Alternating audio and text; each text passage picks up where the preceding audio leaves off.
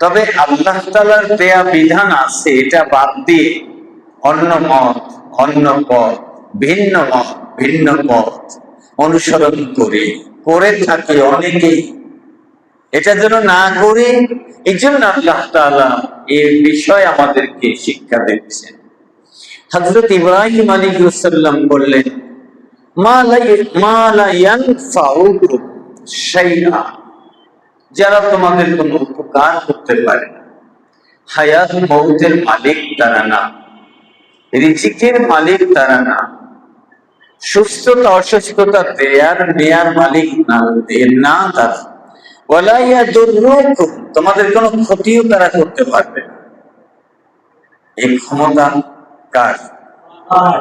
আল্লাহ। এরপর একটু আফসোস করলেন,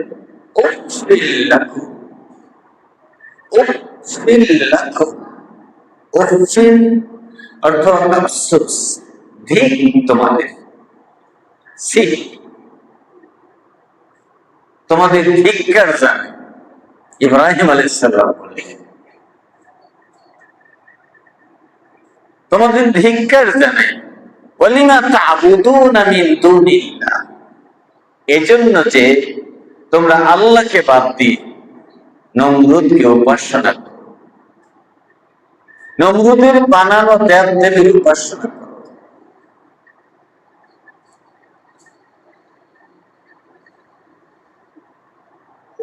তোমাদের ঠিক, তোমাদের নিন্দা জানাই। ইব্রাহিম আলাইহিস সালাম বললেন,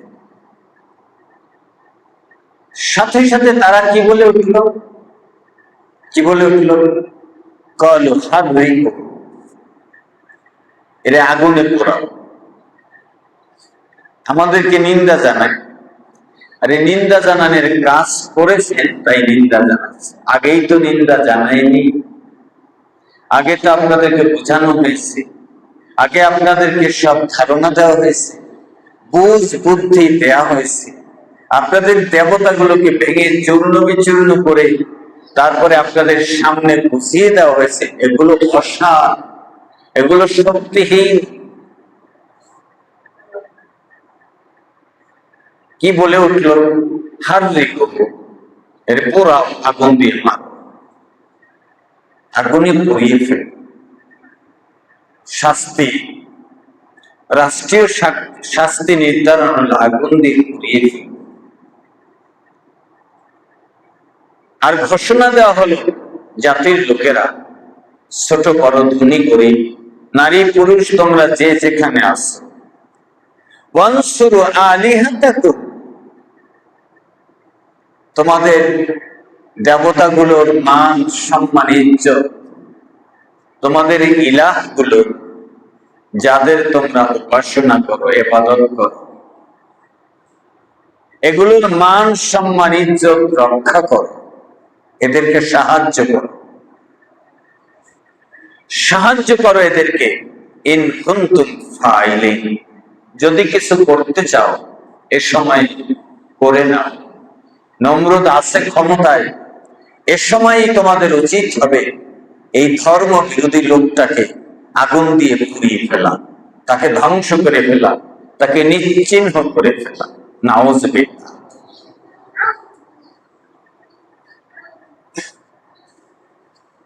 প্রস্তুতি চলছে দীর্ঘদিন।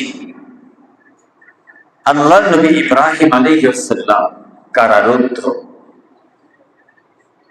তাকে আটকে দেওয়া হলো, তাকে ধরে ফেলা হলো, গ্রেফতার। দীর্ঘদিন ধরে আগুন জ্বালানো হলো, অগ্নিকুণ্ড জ্বালানো হলো। আগুন শুধু নমরুদের লোকেরা জ্বালিয়েছে এটাই নয়। সূরা আল বুরুজ, কোরআন আল কারীমের শেষ পারায়, সূরা আল বুরুজ, ওয়াস সামাই যাতিল বুরুজ ওয়াল ইয়াউমিল মাউউদ ওয়াশ শাহিদি ওয়া মাশহুদ কুতিলা আসহাবুল উখদুদ। আসহাবুল উখদুদ, এদেরকেও আগুনে পোড়ানো হয়েছে। এদেরকে আগুনে পোড়ানো হয়েছে কেন? আসহাবুল উখদুদ, এদেরকে আগুনে পোড়ানো হয়েছিল কেন? এক দেশে এক বাদশা ছিল। বাদশার দরবারে সবসময় একজন জাদুকর থাকতো। কি থাকতো? জাদুকর।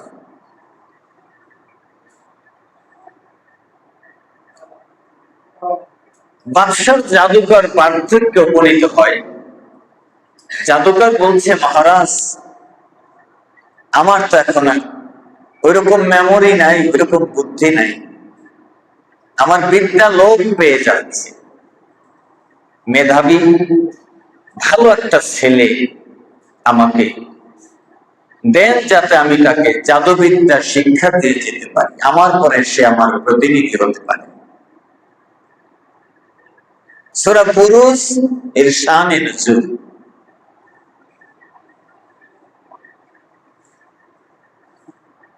বাদশা সে কথা মতো দেশের বাছাই করা যুবক তাকে নিয়ে আসলেন। মেধাবী, চৌকস, ভদ্র, সুষম দেহের অধিকারী, সুস্থ সবল, আদব কায়দার দিক থেকে মার্জিত, ভালো, এই যুবককে নিয়ে আসা হল। এটা সম্ভবত হযরত ঈসা আলাইহিস সালামের সময়।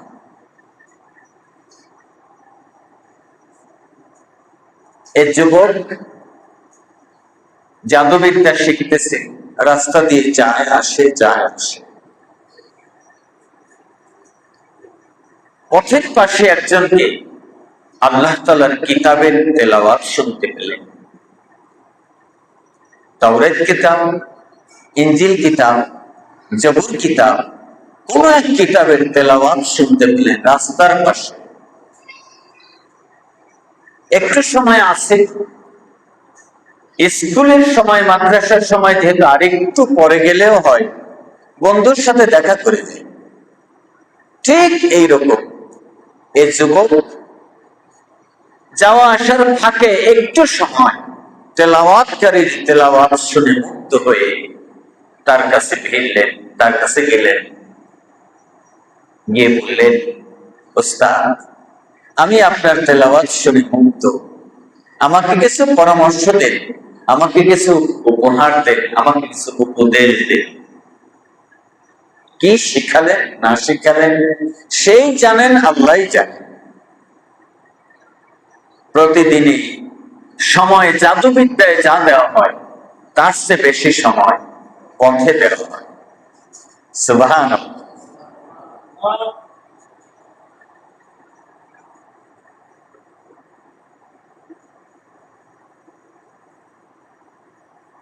এই যুবক রাস্তা দিয়ে যেভাবে হাঁটে, হাঁটিয়ে কি পাপা, এক সময় কিছু লোক তার কাছে অভিযোগ করল, যুবক, আমাদেরকে একটু সহযোগিতা কর। কি সহযোগিতা? রাস্তা জুড়ে আছে হিংস্র এক জন্তু, বাঘ। এই বাঘটা যে সরায় দিতাম, আমরা রাস্তা পার হয়ে যেতে পারতাম। যুবক হাতের ইশারা দিয়েছে, ছোট্ট একটা পাথরের টুকরা নিয়ে অথবা খালি হাতে, বাঘ দূর হয়ে যাও। এই জিহাদ আমরিল্লাহ, আল্লাহর হুকুমে তুমি দূর হয়ে যাও, সরে যাও। যুবক ইশারা করতেই বাঘ চলে গেল।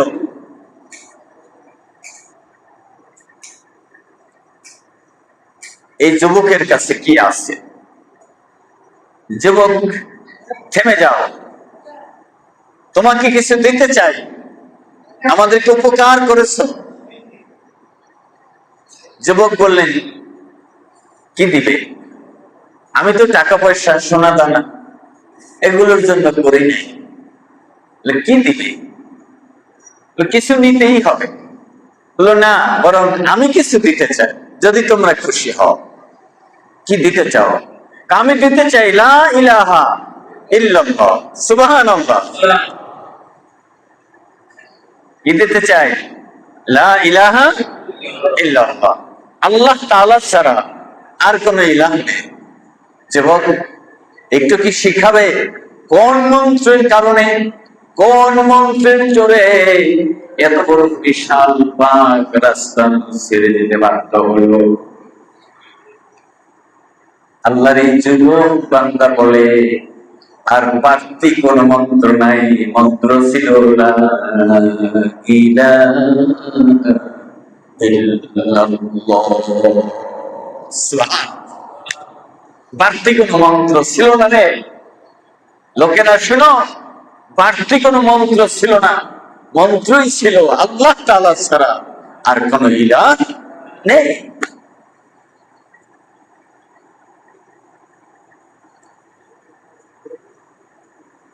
আল্লাহর কি মহিমা! পথিকেরা কালিমা পড়ে মুসলমান, মানুষ জানাজানি হয়ে গেল। যুবকের চোখের ইশারায় বাঘ রাস্তা থেকে চলে যায়।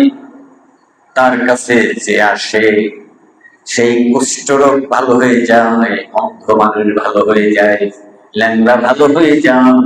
এমন যুবকের সন্তান কে না চায়?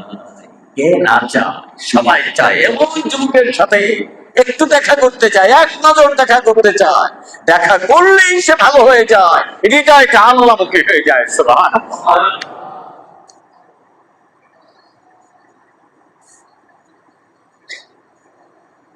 সে কিন্তু বাদশার দরবারে জাদুবিদ্যার শিক্ষার্থী, মনে আসেনি? মনে আসেনি? যাওয়া আসা ঠিকই আছে। বাদশার দরবারে বাদশা তার বসে থাকেন না, জাদুর ট্রেনিং যেখানে হয় সেখানেই না তার মঞ্চ, যাওয়া আসা। আশেপাশের সব লোক প্রায় কালিমা পড়ে মুসলমান। বলুন আল্লাহু আকবার। বলে আমাকে দেখতে আসছো, এতে কোনো ফায়দা হবে না, বরং ওই রবের সাথে সম্পর্ক করো, তাতে ফায়দা হবে। আমাকে দেখতে আসছো, তাতে কোনো সওয়াব হবে না, বরং সওয়াব হবে জিন্দগিটা পাল্টে দাও, জিন্দগিটা বন্দেগী বানায় দাও, এক আল্লাহর গোলামের জন্য নিজেকে প্রস্তুত বানায় দাও।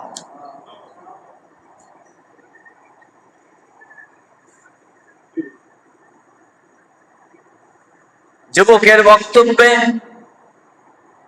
একে একে মানুষ আল্লাহমুখী হয়ে যায়। বাদশার দরবারে খবর পৌঁছে যায়, আপনার অর্থ সম্পদ ব্যয় করে যে যুবককে জাদুবিদ্যা শিক্ষা দিচ্ছেন, সেই যুবক আসলে সেই যুবক জাদুবিদ্যা শিখে না, সে আপনার বিরোধী বিদ্যা শিখে, সে এক আল্লাহর কালিমার দাওয়াত দেয়। সুবহানাল্লাহ। যুবককে ধরা হলো, ধরা হলো, গ্রেফতার করা হলো। এত ভালো মানুষ, তার প্রশংসায় সবাই মুগ্ধ, গ্রেফতার হয়ে গেল।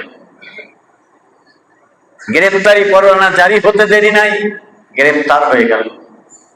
তোমাকে উস্কানি দেয় কে বলো? তোমাকে তেল দেয় কে? ফুয়েল দেয় কে? তোমার গোড়ায় কে আছে? তোমাকে এগুলো শিখায় কি? বলে কেউ শিখায় না, কেউ শিখায় না। তাহলে তুমি শিখো কোথা থেকে? বলে আমার ওস্তাদ আছে, তার থেকে শিখি। কে ওস্তাদ? সে তো সোজা মানুষ।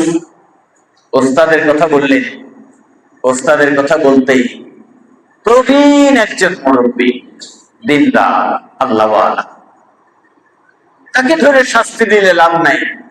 তার কথায় মানুষ ইসলামের পথে আসে না। সে তার ঘরে আছে, বাড়িতে আছে, তাকে ধরার দরকার নাই, বরং এই যুবককে হত্যা করো, এই যুবককে হত্যা করো। যে যুবককে দিয়ে আমাদের দেশের ক্ষতি হচ্ছে, জাতির ক্ষতি হচ্ছে, আমাদের ধর্মের ক্ষতি হচ্ছে, এই যুবক এমন হতে পারে আমার রাষ্ট্র নিয়ে টান দিবে, আমার ক্ষমতা নিয়ে টান দিবে, এই যুবককেই তোমরা হত্যা করো।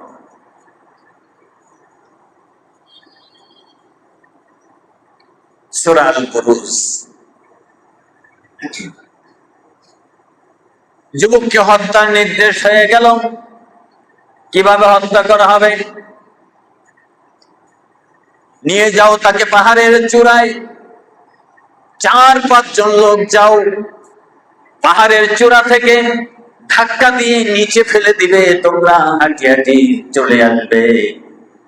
যুবককে পাহাড়ের চূড়ায় উঠিয়ে হাত পা বেঁধে ওই পাহাড়ের চূড়া থেকে ফেলে দিয়েছে। গড়িয়ে গড়িয়ে যুবক মারা যাবে, শহীদ হয়ে যাবে। যুবক চিন্তা করেছে, আমি যদি মারা যাই তাহলে আমার আফসোস নাই, মৃত্যু পর্যন্ত যেন জবানে থাকে লা ইলাহা ইল্লাল্লাহ, লা ইলাহা ইল্লাল্লাহ। আমরাও যদি মারা যাই, মৌত পর্যন্ত যেন জবানে থাকে লা ইলাহা ইল্লাল্লাহ মুহাম্মাদুর রাসূলুল্লাহ। রাজি আছি? রাজি আছি তো ইনশাআল্লাহ?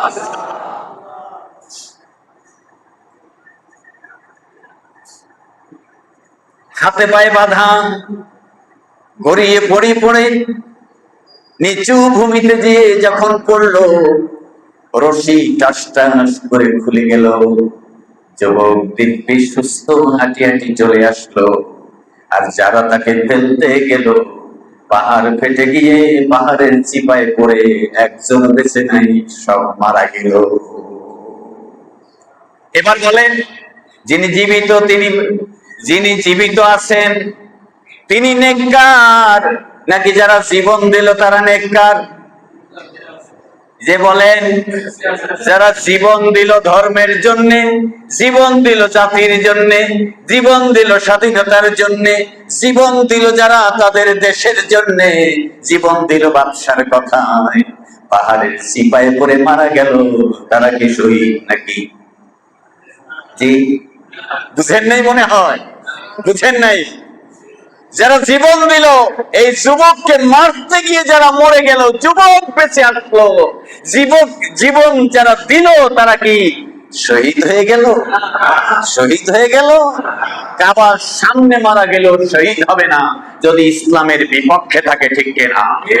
কাবার সামনে মারা গেল শহীদ হবে না যদি ইসলামের বিপক্ষে থাকে, কোরআনের বিপক্ষে থাকে, আল্লাহ ওয়ালাদের বিপক্ষে থাকে, ঠিক কিনা?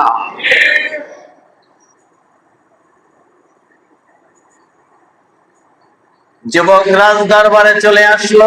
ভয় আছে? ভয় আছে? কোনো ভয় নেই। রাজ দরবারে চলে আসছে বাদশাহ। বলে, কে তুমি? বলে, আমি সেই আব্দুল্লাহ। সুবহানাল্লাহ, আমি সেই আব্দুল্লাহ। আব্দুল্লাহ মানে কি? আল্লাহর গোলাম। কার গোলাম? আব্দুল্লাহ মানে আল্লাহর গোলাম। আমি সেই আব্দুল্লাহ। তুমি আব্দুল্লাহ কিভাবে আসলাম? বলে, আমি আসতাম না, এসেছি একটা সংবাদ দিতে। আপনার পাঠানো লোকগুলো পাহাড়ের চিপায় পড়ে মারা গিয়েছে, ওই খবরটা দেওয়ার জন্য এসেছি। যেহেতু জাতির বিশিষ্ট মানুষগুলো মারা গেছে, আমি কিভাবে খবরটা না দেই, এভাবে যেন আর কেউ বিপদে না পড়ে, এটা জানাতে এসেছি। ওরা তো মারা গেছে, এভাবে যেন বিপদে কেউ না পড়ে মহারাজ, আমি জানাতে এসেছি যেন এভাবে কেউ বিপদে না পড়ে, কারো মায়ের বুক যেন খালি না হয়, এটা আমি জানাতে এসেছি, না তো আমি আসতাম না। তুমি কিভাবে বাঁচলে? আমাকে তো আমার আল্লাহ বাঁচিয়েছে। কে বাঁচিয়েছে? কে বাঁচিয়েছে? বাঁচার কথা না। এরপরে যুবককে আবার ধরে ফেলা হলো। ধরো তাকে। এইরকম চলতে থাকলে দেশে আর আমাদের ধর্মে লোক থাকবে না, আমাদের পক্ষে লোক থাকবে না, সব মুসলমান হয়ে যাবে, সব মুমিন হয়ে যাবে, সব ইসলামপন্থী হয়ে যাবে। যুবককে রাখা যাবে না, যতদিন রাখবে ততই ক্ষতি হবে। সুবহানাল্লাহ। আপনি কি বলেন, ক্ষতি হবে না লাভ হবে? ক্ষতি হবে না লাভ হবে? লাভ হবে। যুবককে হাতে পায়ে বেঁধে নৌযানে চড়িয়ে, নৌকায় চড়িয়ে লোকদেরকে নির্দেশ দিয়ে দেওয়া হলো, তাকে ধাক্কা দিয়ে পানিতে ফেলে দিবা, তোমরা চলে আসবা, নিরাপদে চলে আসবা। নৌযানে চড়িয়ে এই যুবককে নিয়ে হাতে পায়ে বেঁধে পানির মধ্যে ছেড়ে দিয়েছে। যুবক চুবনি খেয়ে মারা যাবে আর নিরাপদে নৌকাওয়ালারা বাড়িতে চলে আসবে।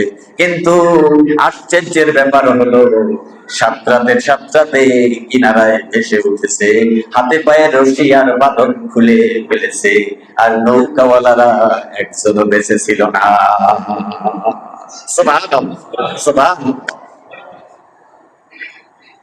বাদশার দরবারে এসেছে, বাদশাহ আমি তো বলেছিলাম কারো ভয়ের বুক খালি করবেন না, কেউ যেন এভাবে আর মারা না যায়, অহেতুক জীবন যেন না যায়। আল্লাহু আকবার।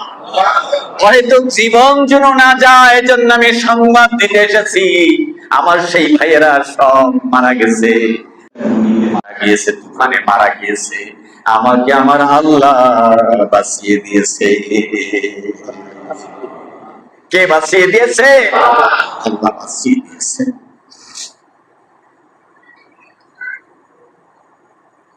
এবার সিদ্ধান্ত হলো, আচ্ছা আপনারা কি চান? আব্দুল্লাহ জিজ্ঞাসা করে, মহারাজ বাদশাহ কি চান আপনারা? বলে আমরা তোমাকে মারতে চাই। কি চাই? তোমাকে মেরে ফেলবো। আচ্ছা আমাকে মারতে চাইলে এত কিছু তো করতে হয় না, আমাকে বলেন, বলেন কি চাই? আমার এই পারে একটা জায়গা আছে, আপনার বাড়িতে থাকি, আমার ওই পারে একটা জায়গা আছে আমার আল্লাহ রাব্বুল আলামিনের কাছে, এইখানে দুনিয়ার ঝুপড়ি ঘর ভাঙা গুড়ি, আর ওইখানে আল্লাহর জান্নাতুল ফিরদাউস। বলুন সুবহানাল্লাহ। মুমিনদেরকে নিয়ে খেলা করে, মুমিনদের চিন্তাই ভিন্ন, ঠিক না? মুমিনদের চিন্তাই ভিন্ন, আল্লাহর চিন্তাটাই ভিন্ন, ব্যতিক্রম ধর্মী। আল্লাহু আকবার।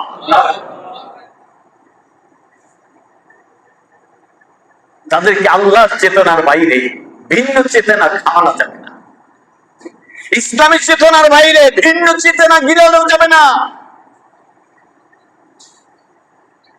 জায়গাই নেই দিলের মধ্যে আল্লাহ ছাড়া, আল্লাহ ছাড়া, আল্লাহর ভালোবাসা ছাড়া দিলের মধ্যে অন্য কুকল্পনা ঢোকার জায়গাই তো নাই, আপনি ঢোকাবেন কথা।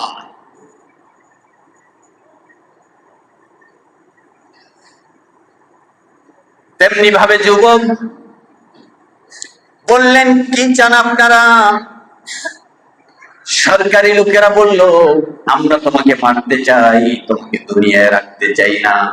বলুন, আমাকে মারতে হলে এই পরামর্শ আমার কাছ থেকেই নিতে হবে, আমার কাছ থেকেই নিতে হবে। কার কাছ থেকে? আমার কাছ থেকেই নিতে হবে। কি পরামর্শ বলো?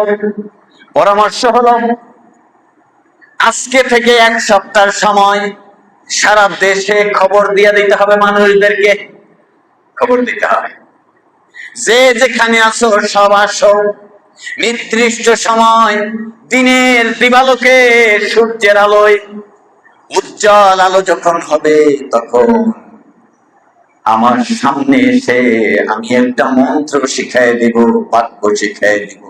ওই বাক্য নিয়ে তীর ছুড়লে অথবা পাথর ছুড়লে আমি মারা যাব, অন্য কোন প্রচেষ্টায় মারা যাব না। সুবহানাল্লাহ।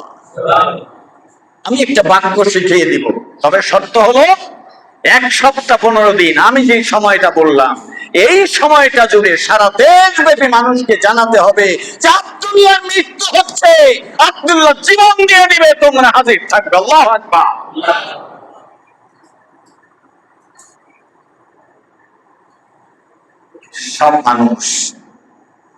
সব মানুষ দাওয়াত দেওয়া হলো, লোকে লোকারণ্য। সুদর্শন এই মহান পুরুষকে দেখার জন্য, এই ব্যক্তিকে দেখার জন্য মানুষ পাগল করা। আরো আজকে শহীদ হবে, এত ভালো মানুষ, তাকে মারবে কেন? আবার কেউ আসছে না মারুক, দেখতে যায়, মারাই দরকার। যারা ধর্মের খুব ভালোবাসা মহব্বত, পূজার ধর্ম, রাষ্ট্রীয় ধর্ম, সরকারি ধর্ম, আল্লাহর দিন বাদ দিয়ে যে ধর্ম, এই ধর্মের অনুসারী যারা মারুক, মারলেই ভালো, দেশটা শান্তি হবে। দেখার জন্য সব মানুষ, দুই পক্ষের লোকে হাজির। খেলার মাঠের মধ্যেই খেলোয়াড় যেমন ময়দানে থাকে, দর্শকরা চারিদিকে থাকে, ওইভাবে আব্দুল্লাহকে মাঠের মধ্যে রাখা হলো। আর একজনকে দায়িত্ব দেওয়া হলো, তার শেখানো বাক্য অনুযায়ী, তাকে আঘাত করো। বলল, তার শেখানো বাক্য দিয়ে আঘাত করবো না, বরং সুযোগ যেহেতু এসেছে, আমরা তীর মেরেই তাকে হত্যা করে ফেলবো। সিদ্ধান্ত হলো আবার নতুন করে, না, তীর মেরেই আমরা হত্যা করবো। তার শেখানো কথায় হবে না। তারা হাজারো তীর মারলো, একটা তীর তার শরীরে বিঁধল না, এবং তীর শরীরে লাগার আগ পর্যন্ত গিয়ে তীর থেমে গেল, তার শরীরে ঢুকল না। আল্লাহু আকবার। কে কাকে মারে, কে কাকে মারে?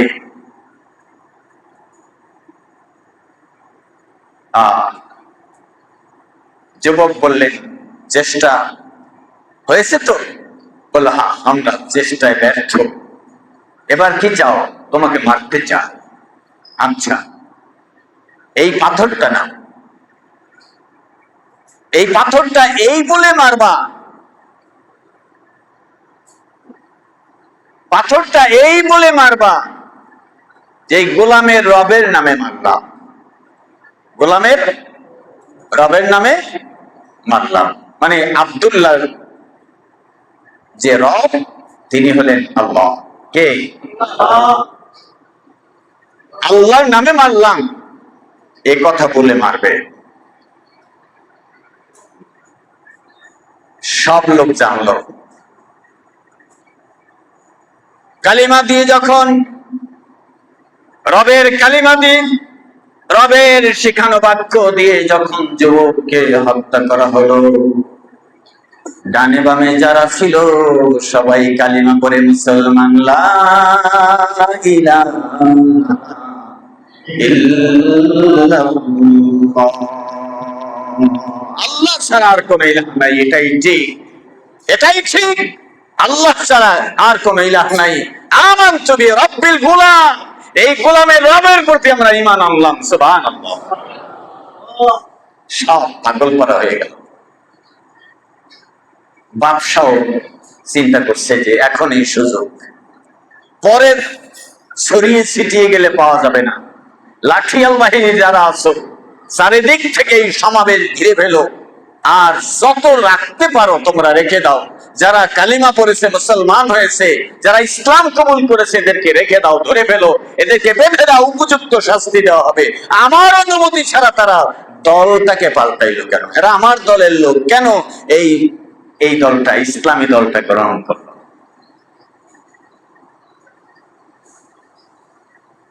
শেষ পর্যন্ত গ্রেফতার হয়ে গেল যারা, তাদের জন্য একজন শহীদ হয়ে গেল। আব্দুল্লাহ শহীদ হয়ে গেল, শহীদ হয়ে গেল না? শহীদ হয়ে গেল। এরপরে যারা গ্রেফতার হলো তাদের জন্য একটু সময় নেওয়া হলো। কি সময়? যে ছোট ছোট ছোট ছোট করে গর্ত খনন করো, কারণ একজন দুইজন পাঁচজন এক গর্তে দেওয়া যাবে, কিন্তু এতজন মানুষকে তো এক গর্তে দেওয়া যাবে না। গর্ত খনন করো। আসহাবুল উখদুদ, এই গর্ত খনন করো। গর্তে যাদেরকে ফেলা হলো তাদেরকে আসহাবুল উখদুদ বলা হয়। সূরা বুরুজ।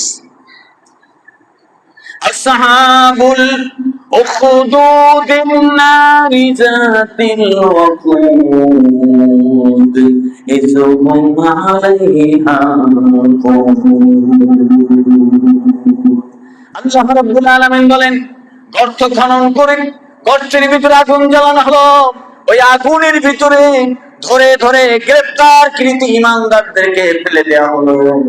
এই ফেলে দেওয়া ঈমানদারদেরকে জ্বলতে দেখে পাশে বসে বসে যারা তামাশা দেখলো, তাদেরকেও একদিন দেখিয়ে দেওয়া হবে তাদেরকে একদিন দেখিয়ে দেওয়া হবে জাহান্নামে ফেলে দিয়ে। তাদেরকেও একদিন আমি জাহান্নামে ফেলে দিয়ে দেখিয়ে দিব যে এদেরকে যাদেরকে পোড়াইলা তাদেরকে আমি আজকে জান্নাত দিলাম, আর আজকে তোমাদেরকে জাহান্নাম দিলাম, দেখি তোমাদেরকে বাঁচায় কে। এইরকম একজন মা, তার দুগ্ধপোষ্য সন্তানকে ধরে আগুনের ভিতরে ফেলা হলো, মাকে ফেলা হলো না। সন্তান আগুনের ভিতরে ফেলে আগুনের ভিতরে পড়ে গিয়ে বলছে, মা ভয় নাই, চিন্তা নাই, এটা আগুন না, এটা বেহেশতের বাগিচা, এসো মা, এটা জান্নাতের দরজা খোলা আছে, মা চিন্তা করো না, ভয় পেও না মা, আমাকে ফেলছে, আমি তো জানি মা এটা জান্নাতের বাগিচা, এটা জান্নাতের দরজা আছে এখানে, তুমি এই আগুনের ভিতরে ওরা পড়তে বললে ঝাঁপিয়ে পড়ো, আমি আর তুমি একসাথেই জান্নাতি হয়ে যাও।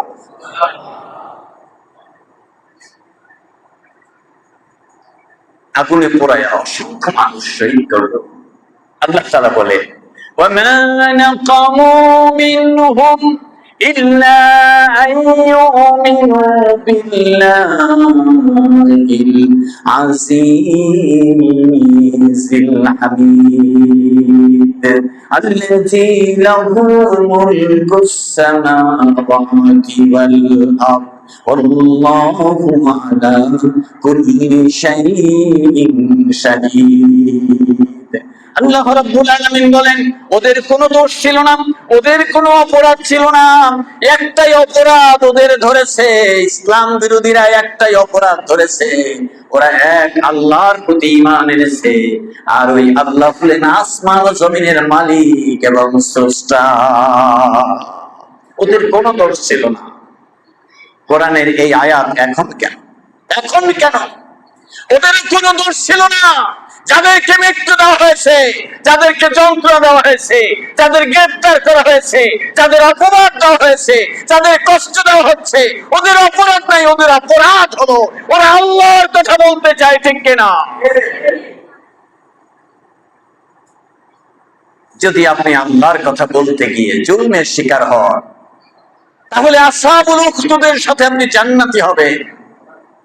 আর এমনি যদি আপনি নির্যাতিত হন, এমনি যদি আপনি কষ্ট পান, তা ভিন্ন বিষয়। আল্লাহর কথা বলতে গিয়ে, আল্লাহর পথে চলতে গিয়ে, আল্লাহর দ্বীন মানতে গিয়ে, আল্লাহ তাআলার কথা বলতে গিয়ে, আল্লাহর কথা উঁচু করে ধরতে গিয়ে যদি জীবন বিলিয়ে দেন, আপনি শহীদ হয়ে যাবেন। আল্লাহ তাআলা বলছেন, রব্বুল আলামিন বলছেন, ক্বালু হাররিকুহু ওয়ানসুরু আলিহাতাকুম, তোমাদের এখন এই সময়, এই সুযোগে তোমরা যদি তোমাদের দেবতাগুলোকে সাহায্য করতে চাও, এখন তোমরা ইব্রাহিমকে আগুনে পুড়িয়ে দাও। ইন কুনতুম ফাইলিন, যদি কিছু করতে চাও তাহলে করার এই সময় তোমরা ইব্রাহিমকে আগুনে জ্বালাবার জন্য আগুন প্রস্তুত করে নাও। ইব্রাহিম আলাইহিস সালাম একটা কথাই বলেছিলেন, জাতির লোকেরা, আকাশ আল্লাহ, জমিন আল্লাহ, আমরা আল্লাহ, সবকিছু আল্লাহ, রিজিক আল্লাহ, এই ক্ষেত্রে আল্লাহ তাআলার ইবাদত করা এটাই সমীচীন, এটাই ঠিক, এটাই ঠিক। আল্লাহ তাআলা বলছেন, যখন এই সিদ্ধান্ত নিল, সিদ্ধান্ত অনুযায়ী কাজও করা শুরু হলো, আগুন জ্বালানো হলো, আগুন দেখতে গেলে এখন উপযুক্ত হয়েছে কিনা, ইব্রাহিমকে পোড়াবার জন্য উপযুক্ত হয়েছে কিনা আগুন দেখতে গেল। দেখতে গিয়ে দেখে আগুন এত জ্বলছে যেটা দেখাও সম্ভব নয়, কোথায় গর্ত দেখা যায় না, পুরো এলাকায় আগুন খা খা করে জ্বলছে।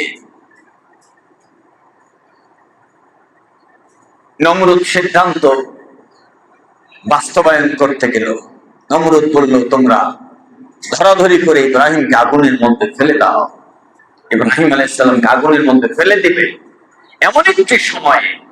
এমন একটি সময় আগুন, লেলিহান শিখা, আগুনের তাপ, আগুনের উত্তাপ তাদেরকে এসে গ্রাস করতে লাগলো।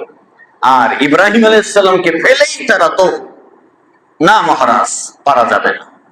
নমরুদ, পারা যাবে না কেন? বলছে, না পারা যাবে না, আগুন অনেক বেশি জ্বলছে। চলো দেখি কি করা যায়।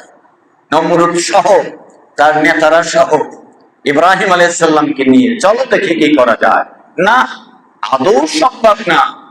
শয়তান এসে বলছে সব যুগেই যায়্যানা লাহুমুশ শাইতানু আমালাকুম, সব যুগেই শয়তান শয়তানি কাজ, মন্দ কাজ উৎসাহিত করে।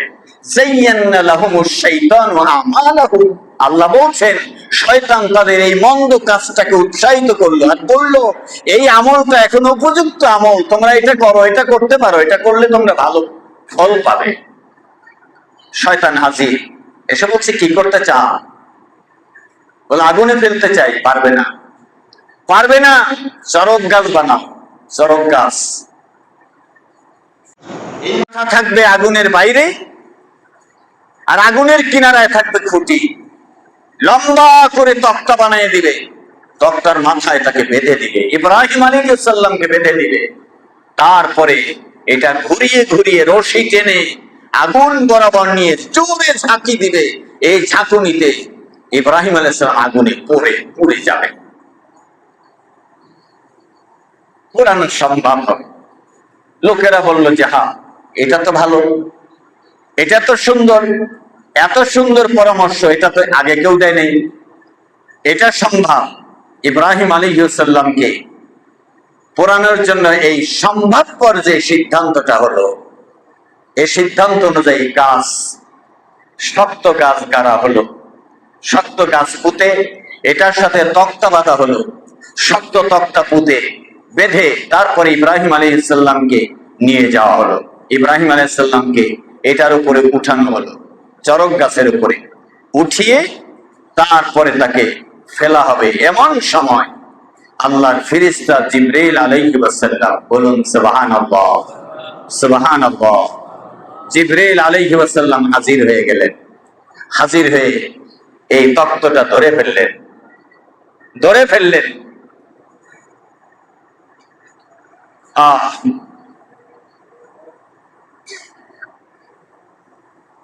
বাধা শেষ, এখন টান দিলেই হবে।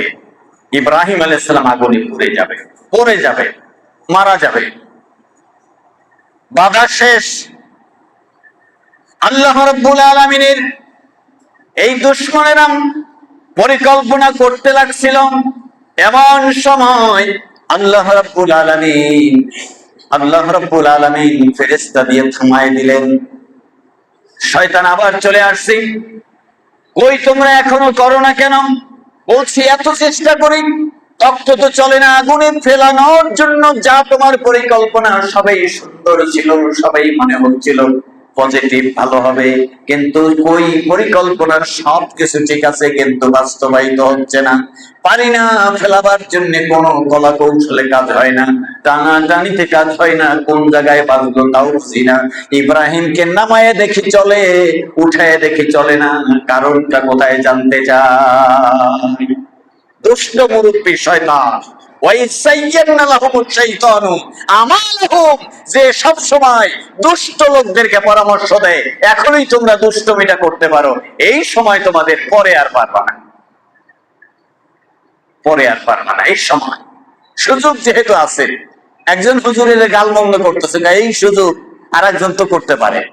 আমি যেহেতু এখন সুযোগ পাচ্ছি, এখনই করি, পরে আর তো সুযোগ একা পাবো না। যদি মন্দ কাজ হয় বুঝতে হবে মন্দ কাজ করবো না, মন্দ কাজ করবো না। শয়তান উৎসাহিত করবে মন্দ কাজে, আমরা শয়তানের উৎসাহে উৎসাহিত হব না ইনশাআল্লাহ।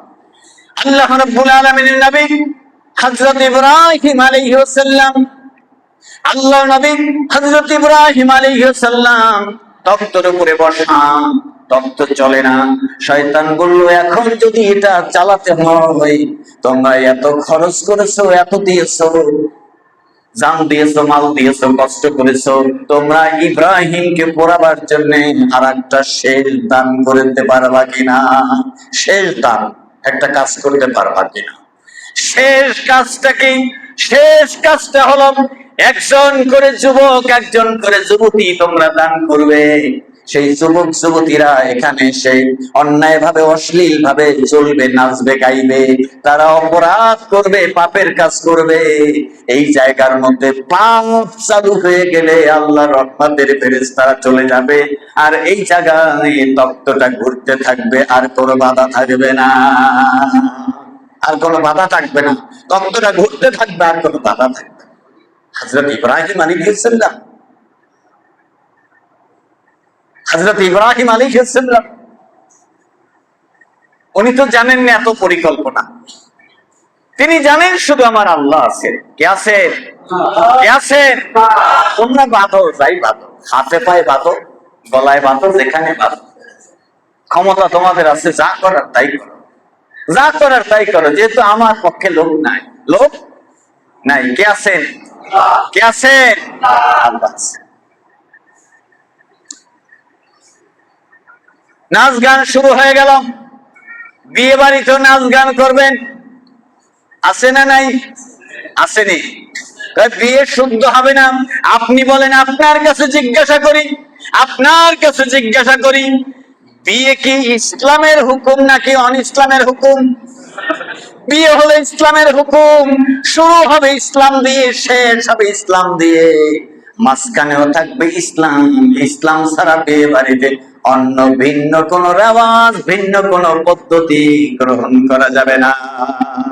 বিয়ে বাড়িতে যখন নাচ গান, বেহায়াপনা, মদ, এইভাবে নেশা শুরু হয়ে যায়, মাতলামি শুরু হয়ে যায়, যখন অন্যায় অশ্লীল নাচ গান, দাপাদাপি, লাফালাফি শুরু হয়ে যায়, জেনে রাখবেন সেইখান থেকে যদি আল্লাহ বিরোধী কাজেই হয়, তাহলে আল্লাহ রহমতের ফেরেশতারা উঠে যাবে। সাথে সাথে আর একটা কাজ করলেন, আপনি আল্লাহর দেয়া ইসলামের এই বিধানটাকে কলঙ্কিত করার চেষ্টা করার কারণে পাপী হবেন নিজে, এবং বিয়েটা মজবুত না হয়ে দুর্বল হবে। দুর্বল বিয়ে হবে, দুর্বল বিয়ে হলে দুর্বল সংসার হবে, দুর্বল সংসার হলে দুর্বল সন্তান হবে।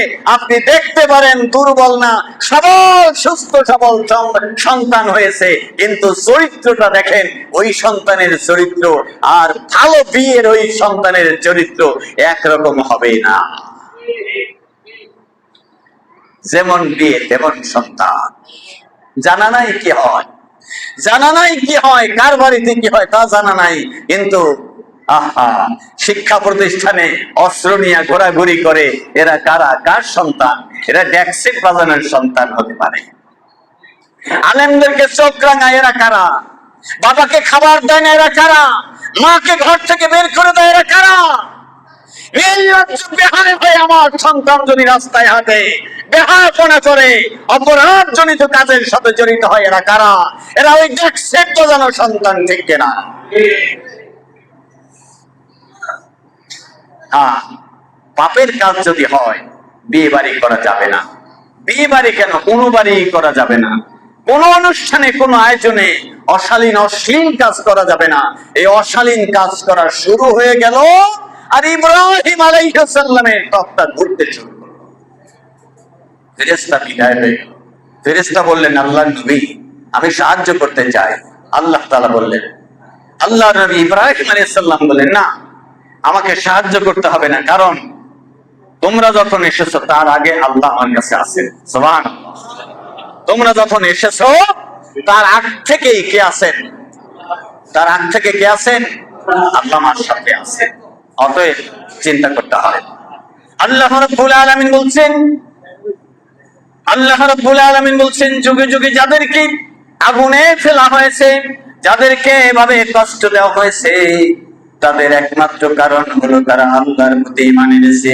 ওয়ামা ইন্নাল্লাযীনা ফাতানুল মুমিনিনা ওয়াল মুমিনাতি সুম্মা লাম ইয়াতুবু ফালাহুম আযাবু জাহান্নামা ওয়া লাহুম আযাবুল হারিক।